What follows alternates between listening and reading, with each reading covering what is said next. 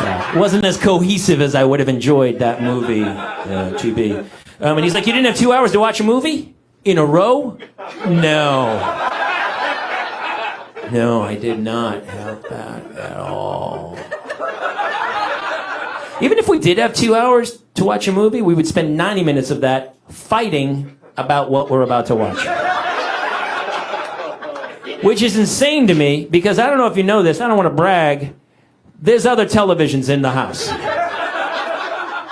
Why are we doing this? Listen, why are we sleeping in the same bed? Does anyone... That's a valid question. Let me ask you, is it possible for me to love my wife and also want to get a good night's sleep? Are those two things intertwined in some way, or can they be separated? I still don't understand the logic of why we're in the same bed.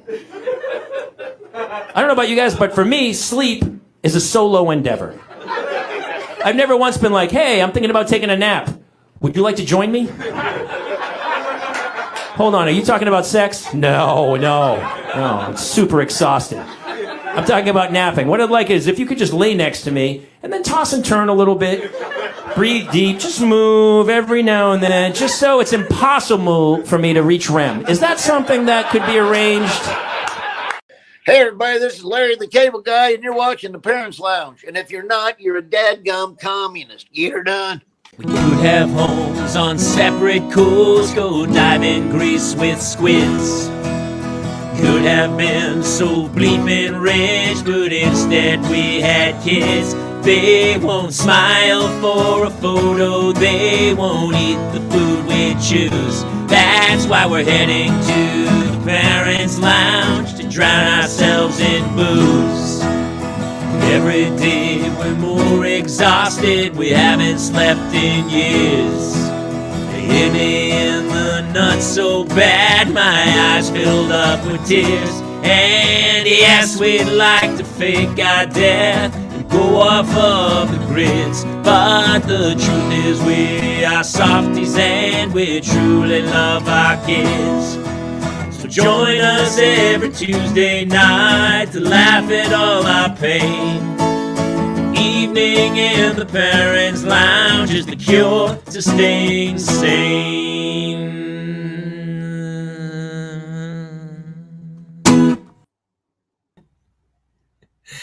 We are back. Ladies and gentlemen, welcome to, what is this show called? The Parents Lounge.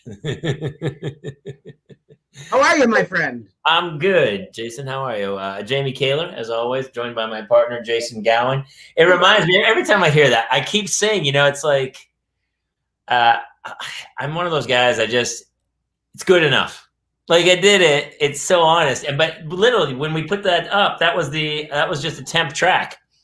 Because I'm supposed to meet up with my friend who's going to professionally record it, and we're going to get this crazy sound system thing going. Shane Roberts, our dad of triplets, who we have to have back. It's time, yeah. We need a triplet check-in. We need a triple check-in at some point. Maybe we should see if we got a big show tonight. But yes, every time I hear me go up to the other, in the back, I'm like, oh, I got to hit that note.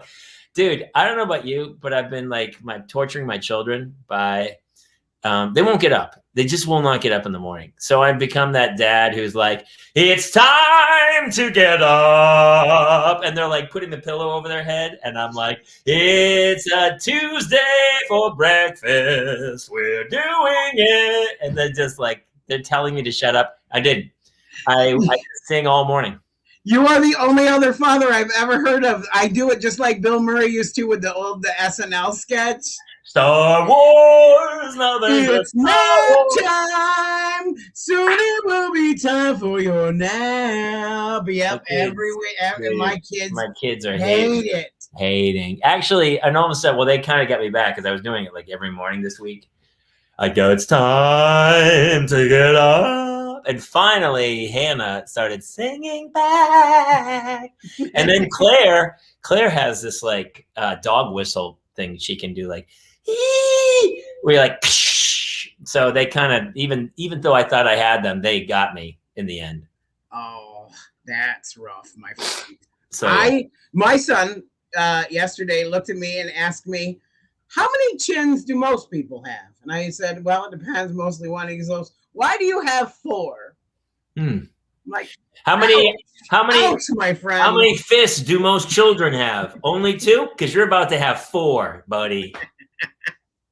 Hey, we have a heck of a show tonight, and I don't want to do too much at the top because we got to get right to this, guy. So for those of you who just tuned in, that top clip was from my new album, Homeschool, that came out on Friday. I'm so proud of it and thankful for all everyone out there who's watching who helped share it or bought a copy of it. Or it was crazy. It jumped to number 7 over the weekend. It was Bo Burnham, who I think is just an absolute genius. If you haven't seen his Bo Burnham special, Inside, on Netflix, I've watched it like 4 times.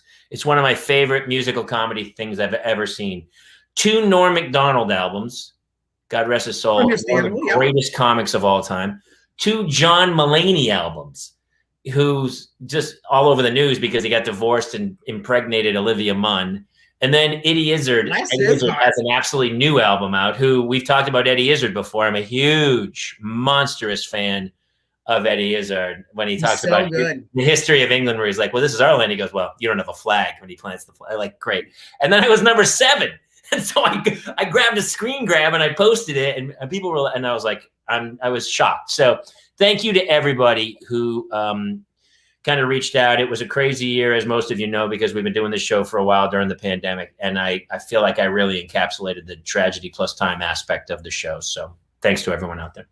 Yeah. And dude, it really is super funny. Thanks, man. I appreciate it. Funny. Well, here's another big thing about tonight's show is the fact that the gentleman who is our guest helped produce the album. It's through Git-R-Done Records. I'm super proud to be associated with him. He's the nicest person. I used to tour with him. He's like a multi-platinum. I think he might have won a Grammy too. I don't know, but he's like, and he's the voice of Mater. He's like literally one of the biggest. Once you hit the Disney iconic Pixar voice thing, you can't really go any higher up. No, and we talked to him about that. So, I mean, without further ado, is there anything we need to do to set this up? Nope. Ladies and gentlemen, we proudly welcome to the show Mr. Larry the Cable Guy. Let me ask you this. You talk about your kids, and she gave your kids a ride, because the whole point of the show is the Parents Lounge. It's all about raising kids. Are your kids living at a different level? Do they understand how rare it is to go for a ride with Danica Patrick? You know what? I don't think they're going to really realize it till they get older, because, my kids toured with me in a tour bus. Yeah. So, that my little boy was born in 2006. That's when the first Cars movie came out. So ever since they were little, it just, I think they think it's normal. Like, they've walked 5 red carpets. They've hung out with all the characters, all the people from the Cars movies they'll show up at. I really don't think that they will get, until they're older, that I can't get to do that when we were kids. I wish I would have known what was happening. It's kind of, Jamie, it's kind of like me and my career. When I look back on my career, I'll go, man, I literally had no idea this was this big. I had no idea. If I would have known that it was as big as it was, I would have enjoyed it better and kicked back and went, whoa, and just taken it all in. But I didn't know. I honestly didn't know. I was just out on the road doing comedy going, man, these are some big shows. But I never knew all the other stuff that was going on. So I think it's kind of the same with my kids. I think they're just, so far, it's just been so normal a part of their life since they grew up in it on a tour bus that they think everybody does stuff like this. I think my kid, they were homeschooled too. So my boy just started a regular school, 9th grade. And somebody found out that I was his dad. And now he's super popular. And I think now he's beginning to realize, wow, people really think that stuff's cool. Because to him, it was just part of his life. I think he said something the other day. It's like I'm like the NASCAR guys. He's going to like a redneck school, so I think he said something about me and Michael Waltrip golfing together or something a while back, and some kid goes, "He golfs with Michael Waltrip," and to me, it's like, well, yeah. I've been a friend of Mike's for 25 years. That's like to me, but I think now that, and they thought that too, and now they're thinking, man, other people don't get to do stuff like this. So yeah, I think the older they get, they're starting to figure it out. But when they were kids, they didn't really think much of it, Hey, Larry, this is my partner on the show, Jason. What's up, Jason? How are you? Pretty good, man. Good to see you. Good. Dave, thanks for coming on the show. Oh, heck yeah. Really quick, in case you were worrying that you didn't enjoy it enough, the handful of times I was with you on the tour bus, I enjoyed it plenty. I really enjoyed. I was like, this is insane, dude. Well, I enjoyed no, don't get me wrong. I enjoyed it. Let's just say I didn't realize what I was enjoying. Well, we did a show. I think one of the shows in Arizona was like 12,000 people outdoors. It was one of the craziest things. I was like terrified. I was like, this is insane. That was the outdoor one, right? Yeah, it was nuts. Absolutely nuts. I'll never forget when we just started. When I just started we're selling tickets like crazy. I remember I had no clue what was going on, and this is right when it started. And Mike Smartack, the promoter, calls me up and he goes, "Dan, did they tell you about your ticket counts?" And we were booking arenas and outdoor festivals. And in my head, I'm like, this is stupid. We're going to embarrass ourselves, man. There's no freaking way, because I only had moved into like 1,500 seat theaters, and you're like, come on, man. And so in the back of my head, I'm going, I'm going to be so embarrassed. He goes, "Hey, Dan, have you heard about your ticket counts?" And I'm thinking, and I told him, I go, no, nobody said that. Are we having a hard time? He goes, "Hard time? You kidding me?" He goes, "Let's see, you just went on sale at the American Airlines Center in Dallas, and you're at 13,000. And I'm like, "Are you kidding me?" And I literally, Jimmy, I'm like, "No, come on, you're kidding me." "No, not at all. You're at the Hershey Center in Pennsylvania, already sold out. They have it set for 12,000. It's already sold out, so we're going to add a second night." And I'm like going, this is insane. It was insane, dude. I was there. I was awake. What went through your head at that point? Like, what was that like for you? Well, I was like giddy. I'm like, oh my gosh, this is so awesome. And then I'm thinking, okay, it's just kind of like, well, this is awesome. I was kind of nervous because I'd never done an arena before. And so the first couple of arena shows, I was so nervous. But once I got the first couple of jokes out, it was like old hat. You just played for the front of the stage, the people you could see, let everybody else follow along. Then after about the first 15 shows, you're like, it's a piece of cake. And it was just fun. Then you're just like, you hang out. We hung out, we had the buses. It was like a big convoy. We had a whole thing set up outside. We were playing baseball, basketball, watching football games. About 6 o'clock, got a meet and greet in half an hour. All right. I go in, put on my hat and a sleeveless shirt, same pair of jeans, walk in, do a meet and greet, go back out to the bus, watch some of the football game. They'd holler from the back, "Larry, you got 5 minutes." All right. I'd run in there, grab my guitar, run in there, walk on stage, do 75 minutes, walk off, pop a dip in, change, sit down, watch football. All for telling a bunch of dick jokes. It's the best job on earth, man. Yeah, I'm telling you, I'm so blessed. But it's like when I look back on those days, I'm like, man, I really wish I knew what was happening to me at the time, because I was just a comedian like everybody else, and all of a sudden just boom. And so I didn't really, it was fun. I wish I would have, I told, it's kind of like Steve Martin's book. And it was funny because he had his date book up there. He printed his date book of all the arenas that he was playing and showing how it exploded. And he wasn't ready for it. He didn't really think this was happening.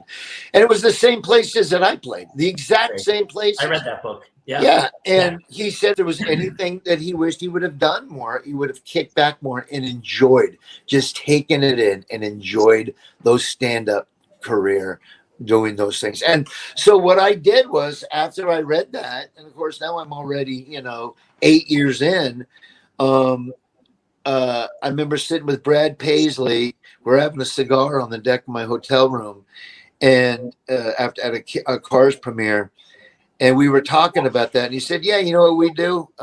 We do the same thing. I want to enjoy it. So when I'm done with the concert, me and the boys walk back in the arena. We go the way to the top where there's nobody at. We have a cigar, and we watch them break down the stage and just talk about the night and how we've been blessed." And I said, that is a great idea.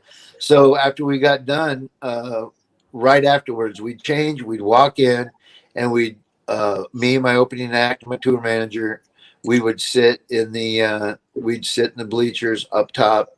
We didn't smoke cigar. We had a dip. We just sat there dipping in bottles, watching them tear the stage apart, just being so thankful. So yeah, it's crazy times. No, Larry, it's so funny because like other people who've reached that level, you struck a chord, and around the country. And I was thinking about it lately because especially your son's in 9th grade now. And I think that your act and a lot of the joy of it all takes us back to that simpler time in life. And do you remember being in high school? I mean, did you play sports? Weren't you a baseball player back in the day? Oh yeah, man. I love sports. I'm a huge sports fan. The Atlanta Braves are my favorite team. I've been a Braves fan since I was 12 years old. That's a long time ago, 1975. But yeah, I love sports. I love baseball. My 2 favorite times a year are opening day of college football and opening day baseball. Those are my 2 favorite times a year. So yeah, I'm a huge sports fan. What were you like in high school? Were you the big jock, or were you the class clown? Or I just think because my kids this was their first week of school. I just dropped them off. My daughter's in 3rd grade and the other one's in 1st. And it's so different. I'm looking at kids on campus. They all have their social media. It's just a different world. Right. And I just think back to the simpler times of when we were kids. And I don't want to be that old guy who's like, get off my lawn, but I just feel like it was so much easier to raise kids back then. Well, it absolutely was. And here's the thing about social media. It can be used for good and it can be used for bad. Unfortunately, there's a lot of bad people that use social media. And so it's really dampened our kids being kids. When we were kids, we were allowed to be a kid. Yeah. You could make a mistake or you could say something stupid. You could, because you're a kid, you're learning. You're learning what things not to say, what things not to do, and you learn. And nobody was hurt by anything. It just, hey, you can't say that. You move on. But nowadays, in our uptight, hypocritical society, I should say, where some get punished and some don't, we're not allowing our kids to be kids, and we're infiltrating our kids and shoving a bunch of bullshit down their heads that they shouldn't be looking at or learning about when they're in 4th and 5th grade. And it seriously, and it's just ridiculous. And I'm with you, Jamie. It seemed like, and it wasn't really simpler times. There was a lot of problems going on in the world when we were kids. There were things happening, but it just seemed like but the good news about it, you were able to be a kid. You were able to grow up. You were able to make mistakes. Nowadays, with social media, you can't make a mistake. You make one mistake, and you want to get a good job, they're going to go back at something you said when you were in 4th grade, and you're going to ruin your entire career. That's right. The guy from Jeopardy just got canceled. Yeah. Well, talking about what people say on the internet, Jason has some things that people have said about you on the internet. Larry, okay, so I've got a few things. Let's see your response to these. So I told people, that you were going to be on the show, and all of a sudden, all of these women started flocking and swooning, and so I went down the rabbit hole, and I was like, you know what? Obviously, there's something here. So I dug up a couple of things, and I'd just like to pick your brain on what it's like to be a sex symbol in this day and age. Here we got Emily Petrie. It's weird to say that I think Larry the Cable Guy is sexy. Well, if not, I think he is drop dead sexy. That's my daughter, Emily. He's your social media. It's it's my firm muscular buttocks and my Dolph Lundgren looking square jaw. I got a little bit of that too. I got a little bit of that. Sometimes women like fat guys. You know, they like fat guys that are funny, that are outgoing and fun to be around. That's how I got married. Let's see another one, Jason. Okay, so we got Mame Music is Larry the Cable Guy is sexy, but this one's got a smile face, and I feel like that might be a little on the kinky side. And it's from a mom, so I think she's thinking you're a DILF. Yeah. Let me just say, I'm glad I'm married. I'm glad that I have kids, and I'm glad that this whole thing that people get to send you messages from everywhere and Twitter pictures. I'm glad that didn't come along when I was single and could have cared less about anything, because I'll be honest with you, I would have probably been direct messaging a lot of people. A lot of comics did that. Let's see one more. Let's see what Jake One more. This is my favorite one. I think Bill Engvall, Larry the Cable Guy, Ron White, and Jeff Foxworthy are sexy as hell. And Larry is definitely a bear worth drooling. Too bad that girl's name was Mike.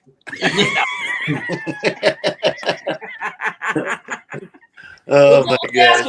Because honestly, I want to go back because we're talking about a previous time in high school. By the way, let me just thank those ladies. I do appreciate the flattery. Thank you so much. You're welcome, and I think Jake is going to really enjoy the flattery that you give him.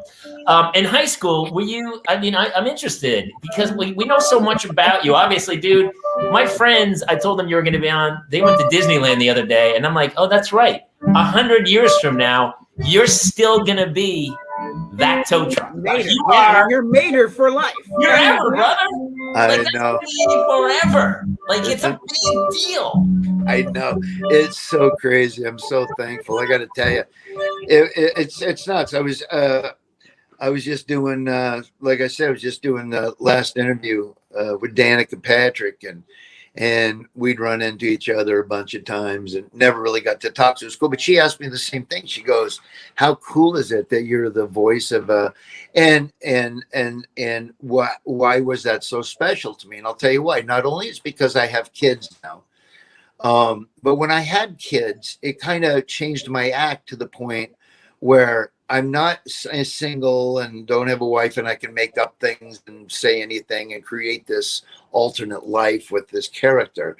But once I had kids, I didn't, there were certain, it wasn't about me anymore. It was about my kids and my family and trying to raise a good family. So I started thinking there's certain jokes that I wouldn't do. Let's put it that way. There's certain jokes that I would write. Like, I better not do that. I got kids now. That wouldn't be good. There's certain jokes that I do. I got a wife now that I love. I don't want to disrespect my wife. That's not a good joke. So it changed. It was wife and kids changed my act in that manner. But what it did was it was gearing me up for the movie Cars, because not only did I get the movie Cars, but it brought in a whole new audience. Yeah. And since I had already started working on changing the act a little bit to be more, I wouldn't say kid friendly, but more PG 14, 13, it just, it was really cool that it all just kind of started tying together. Kind of like Eddie Murphy. Eddie Murphy got to that point where he had kids and now he wanted to do movies for his kids and have movies that his kids could see. And he just started evolving into the Disney guy. That's kind of like what started with me before I even had kids. I just started taking a different turn because I had kids. And then along came Disney. But it was just so cool because I remember doing that character for the first time on stage in 1989. And it was literally a 2-minute bit. And it was a character. I was working on a couple of characters. And that was one of the characters. So to think about, I can still remember going on stage and saying those first words, hey, did you order cable? Well, somebody ordered something. From that moment, for it all to culminate into the reason of I got that part was because John Lasseter loved the voice and he loved the character because it fit that truck. So I would have never known. Who would have known? Right when I thought of that, that culminated into me getting Mater from Cars, which is, you're right, is going to be there forever. It's a theme park. It was just really cool satisfaction to see something that I created come to that. You know, it's kind of neat. Have you been to the parks? I mean, since then, like when you hear Mater, I mean, it's you, but it's also, I mean, Mater's this iconic Pixar character. What's that like for you, like hearing him when you go out? Oh, it's surreal. I mean, it still is. I'll never get used to it. I mean, it is just really cool. And I remember voicing all that. I mean, I do all of it. I do the toys, the games, the theme park. I do everything. I didn't want anybody else to do Mater because I'm Mater, you know. I know nobody else is Mater. I'm Mater. So except for the, you know, when they do it in other countries, and they get the Mexican Mater and the French Mater, and, you know, which is Mexican really Mater sound. What's which he sound? is really funny. Oh, donde McQueen? You know, it's hilarious. That's pretty good. It's so funny, but it's just cool. And yes, I've been to the theme park. You know, we had the premiere of the theme park, and it was really cool because they were testing all the rides to make sure they worked. And so we did the Junkyard Jamboree about 40 times, and I remember they let us stay on the Radiator Springs Racers as long as we wanted because they had to run them. And so I think me and my wife and kids stayed on for, it was well over 20 times. Hilarious. That's my dream. Yeah, it was awesome. Yeah. Hey, now that everyone's cutting the cord for cable, are you gonna kind of move into the next place and be Larry the streaming guy? You know what's really funny about that, and I don't know why they don't do it, because I think this is probably why, because they think I'm I don't know. We've entered an age and time that is so crazy with advertising. I don't know what they're thinking, but DirecTV, we have tried so many times to tell them, you guys are missing the boat. Larry the Cable Guy should be the DirecTV spokesman. How cool would it be to go, I'm Larry the Cable Guy, and I have switched to DirecTV. And I do a tour as Larry the DirecTV Guy. I mean, why have they not done and it? they said no? That's insane. Because they're freaking morons. Because because they're targeting. I don't know why they target everybody that doesn't have cable, that has all streaming services. The people that still have DirecTV and watch DirecTV is anybody, 45 and up, 40 and up. Anybody 40 and under is doing apps and streaming and all that. But people in my age group, people that actually like pay their bills on time. Shall I say? Except for Jamie, I don't Kaler understand the concept. and Jason. But no, you would think that would be the perfect target audience to get DirecTV. Nobody watches I mean, nobody 40 and under is watching cable TV. Did you watch the Little League World Series? They handed the kids an old rotary phone, and the kids they didn't know how to use it. The kid didn't know how to turn the thing. I mean, it was like it's over. It's like, so ridiculous. But we have pitched that so many times. Larry the Cable Guy has switched to DirecTV. That would be a popular commercial. It would be a funny commercial, and they would sell some packages.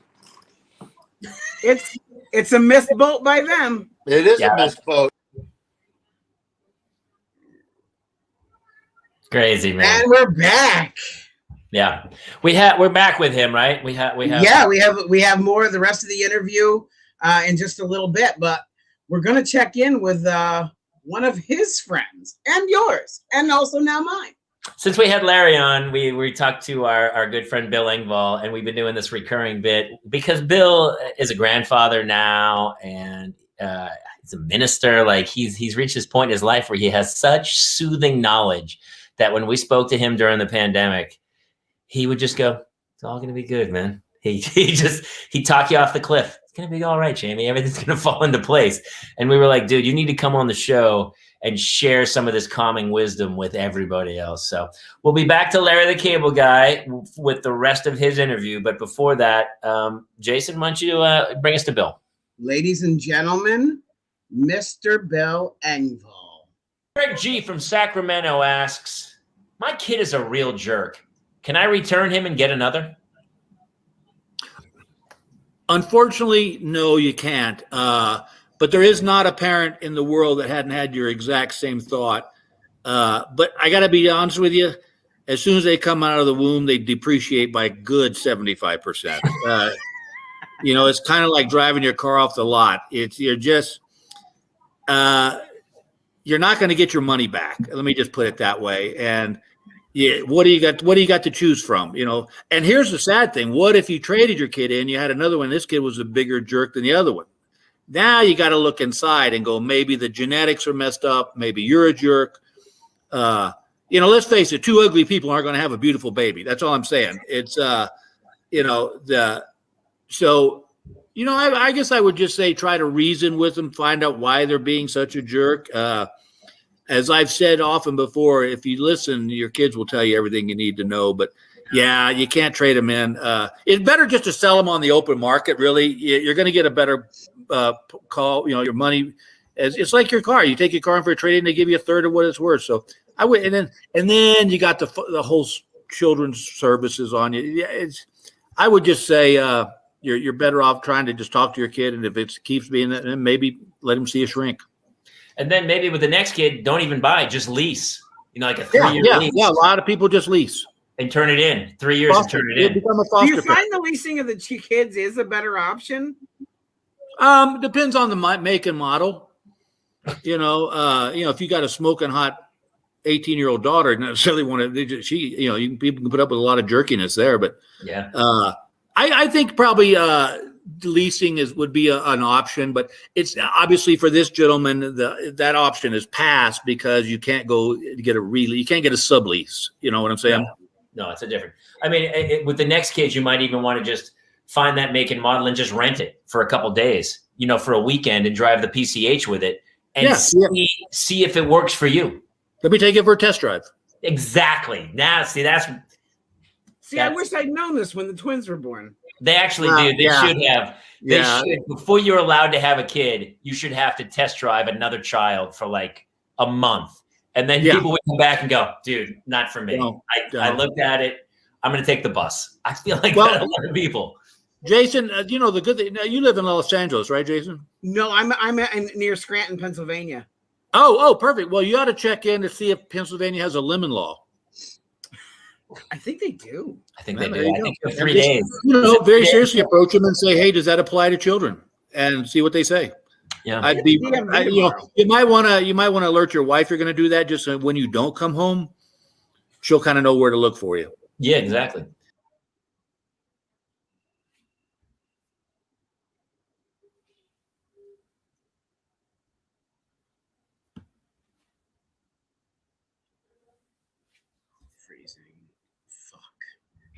Just come back. Ask you this. I have been basically teaching my kids to take a joke. Like my kids and I rib each other all the time. Can your kids take a joke?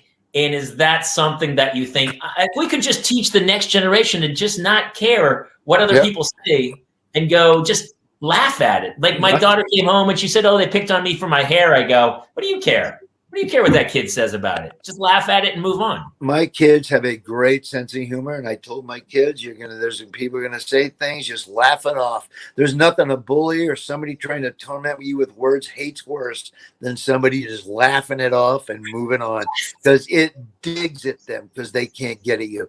So laugh it off, man. A good sense of humor. And then I told them, if that doesn't work, knife them. That's it. Those are the 2 lessons of life. You need to know, dude.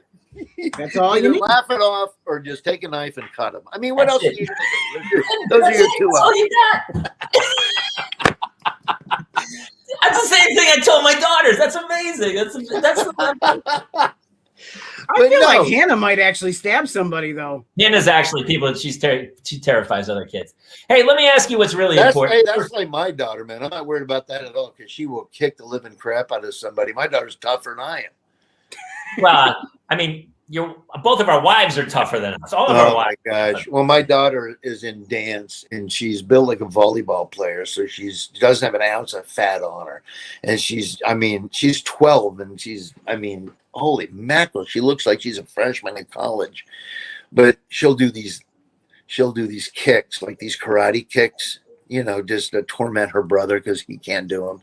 And she will just get up on her leg and her other leg will be straight up in the air. And then she'll just start kicking like that. And then all of a sudden she'll do a full 360 and punch her leg out. I mean, that girl, she's got some moves. That's amazing, man. And your Yeah, son, it really your is. son is older? What? My boy's older. He can't do none of that. All right, but we're going to wrap it up here really quick. First of all, I want to tell people about your Git-R-Done Foundation, which does a lot of great stuff. Which brings us to, how's your golf game? Man, my golf game is getting better. It's getting better. I went from being the only guy to appear on Golf Channel and Court TV on the same day after a golf tournament.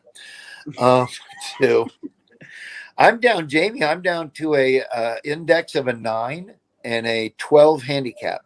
Dude. Yeah. We're playing. When are we playing? I've gotten a lot better. I played yesterday. I shot an 82 yesterday. Holy cow, dude. We got to play. So, yeah, definitely. I love it. Tell about your foundation really quick, because I know you do the crazy tournament. You have all these giant celebs flying in, and you're raising money for an amazing cause. And we have a great tournament, the Git-R-Done Foundation golf tournament. And I want to thank all the people that helped me. I just have a great bunch of folks. The guys from REO Speedwagon come in. I had Jason Shep from Chicago. I had the guys from Rascal Flats. And then as far as players go, Jim McMahon, Joe Theismann, oh my gosh, Brad Penny, David Wells, man, I know I'm forgetting a ton of Kevin Millar. This is insane. Yeah. Kevin Millar. There's just a big list of Hall of Famers and guys that help me out. But it's just the Git-R-Done Foundation goes to veterans and kids charities. And we pick those. The big donors, of course, have been the Arnold Palmer Children's Hospital and the Madonna Rehabilitation Center, Lincoln, Nebraska, Orlando, Florida. But you can check it out. It's called Git-R-Donefoundation.org. We do a ton of really cool stuff. I couldn't do any of it without fans. It takes money to start a foundation. And thanks to all the people that enjoyed my stuff and like to laugh, we were able to start something like that. So it's really cool. That's the cool thing about rising to a certain level in your business. You're able to do things and help people, give back to people. I remember when I was a kid at Christmas time, I always wanted to give people something for Christmas because it was fun to give people presents. But I was a kid, so I would just walk around the house and I'd find stuff in the house and I'd wrap it up and put everybody's name on it so they could have stuff. My mom was like, "Oh man, salt and pepper shakers from the kitchen. This is awesome." You could be that secret Santa guy who just walks around like at Walmart and passes out $100 bills. Absolutely. So it's fun to be able to make people's days, and that's just part of it, and that's what makes America great. That's why if you want to be a celebrity and you want to, this is the best country to do it. If you work hard enough and get the breaks, and man, you can make really good money, and the sky's the limit, and then you give back. We're the most charitable country in the world. And so, yeah. I love what you do for all those guys, man. I mean, all the vets and stuff. I do a ton myself, being a former lieutenant. You really do, and we appreciate your service, Jamie. And I see what you do for it, and you're right about giving it back. So it's pretty amazing. Jason, any final words for Larry before we? No, I just, I'm a huge Pixar fan. So thank you for creating such iconic characters that. For me and my kids, we watch those movies together, and it's fantastic that you're able to, be part of that experience. Yeah, thanks, Jason. It's really fun, and you ought to see these kids. Like the parents know who I am, and some of the kids, they'll go, you know who that is? That's the guy that does Mater. And they'll kind of look at me, and then I'll go, woo-hoo, boy, I tell you what, I'm happier than a tornado. You ought to see their faces. That's all I got to do is go, woo, my queen. Boy, their faces just light up. That's amazing. Hey, and huge thanks for me. You, first of all, touring with you was like a huge boost to go out and do shows and learn how to be a comic.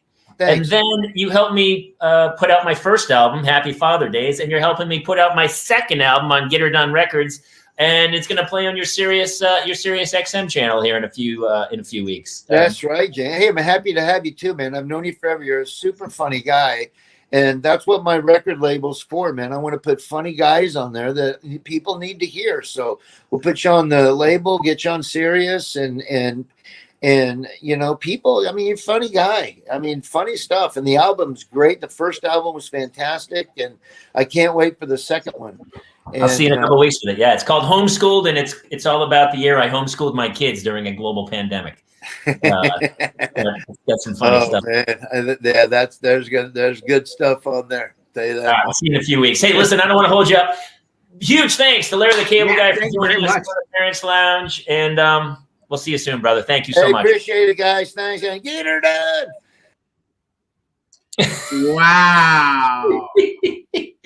He's such a good guy. It's crazy. I mean, I could tell stories, and I have many times about traveling on the road. Like I was baptized, you know, just like I really wasn't even doing that much stand-up. And then they were like, hey, there's 12,000 people. Go do 20 minutes. And I was like, my heart was like, it was intense, man. And I learned it like a monologue because you can't, you're playing to the back of the house. You can't talk to the crowd because you can't hear them. And some of the shows, I mean, I would hear myself 2 seconds after. And so you'd hear your own echo. It was super. That's got to be jarring. It was jarring, but the great thing about Larry and Jeff and Bill and Ron is that the fans, nobody shows up late. They paid hard-earned money to go have a fantastic night, and they do just that. And so the show started at 8. Everybody was in their seat at 8. And I would go on, do 20 minutes, and did mustache fall off? No, that came up.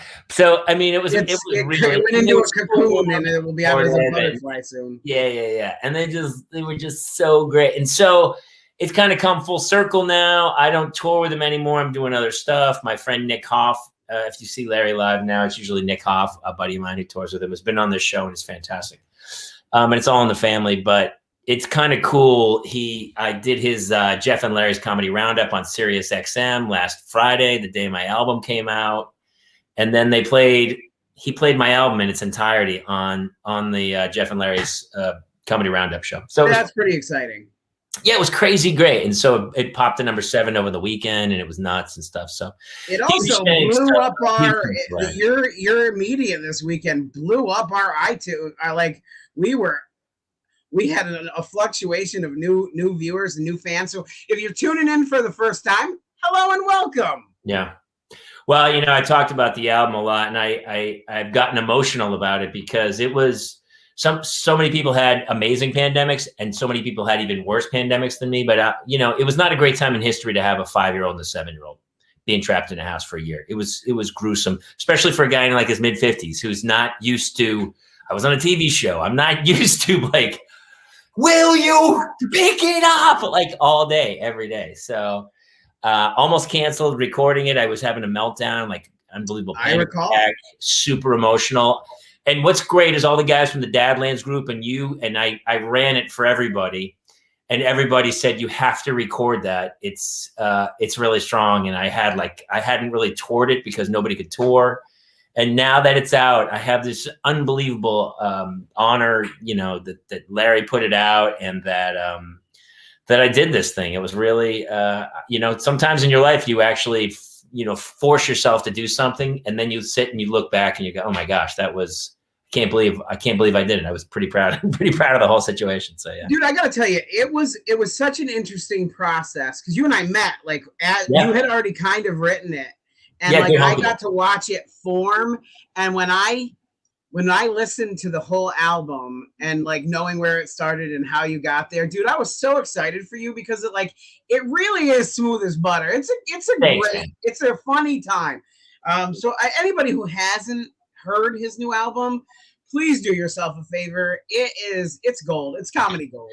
It's called Homeschool, Jamie Kaler. It's on iTunes. And if you are anywhere near Sayre, Pennsylvania this weekend, you can come listen to a good hunk of it live because Jason and I are doing our very first Parents Lounge live show. This is kind of taken off this year since we haven't been doing the show very long. And all of a sudden we're doing live shows. So it's been super cool. And I'm so excited. I'm getting on a plane to this weekend to come see 3 days, you. yeah. I'm coming to Pennsylvania, man, and I'm pretty stoked about it. So show's Friday, Saturday, and we have some amazing local sponsors who have helped us put the show on and stuff. So yeah, people like those over at Choice 102 Radio, the Danny Mini Marts, all those, and Century 21, Jackson Realty, really came together to make this show possible. So Jamie and I are going to be live on the stage for the first time, Sayre, Pennsylvania, the 24th and 25th, 7 p.m.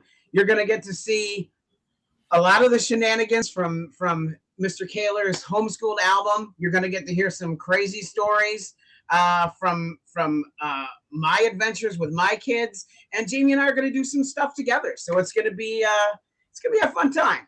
Susan's my buddy from New Hampshire, and she came out. A lot of my friends, I'm from Manchester, New Hampshire, and so a lot of friends came out, and it was so emotional. It was just great to see everybody. After being confined for so long, it's just nice that everyone's like back out trying for some normalcy and stuff. So we have the whiskey glasses, we have the wine glasses, we have shirts. We're coming. We're throwing a party, people. Come on out. I mean, take a look at the whiskey glasses and the scotch glasses. I mean, those are going to be available exclusively at the live show. And we'll have to put those up on the merch store soon too. Also, we should put a link. We don't even have it. I think maybe it's in the bottom, but we people have been hitting us up for all the crazy t-shirts we have. I have Selective Hearing, Ask Your Mom, Ask Your Dad, Dad AF. Yeah. So we're at kind of, we've started putting that out. We're not very good at it, but we have a friend of ours who's kind of helping us put those up. We're also going to do live radio with our buddy Matt on the radio station around Pennsylvania Friday morning. So, I don't think there's much else. That was a super fun show. And I was so thankful that Larry came and chatted. And it's so interesting to hear. I mean, he's a juggernaut, man. We're now halfway through the Blue Collar Comedy Tour. We just got 2 left to give. Yeah, I know, right? I know.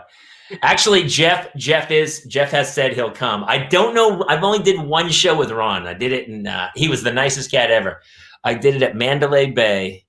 It was insane. Packed. Huge theater at Mandalay Bay. And God love Ron White. He walked out with a bucket of ice, bottle of like the best scotch you can get. Like it was like Macallan 25 or something. It was insane. And he just sipped it. And he told the greatest hilarious stories and drank a bottle of scotch on stage in front of a theater full of people. And I sat and watched in wonder of like, hey, how can he do this every night? Like, this is insane what he's doing.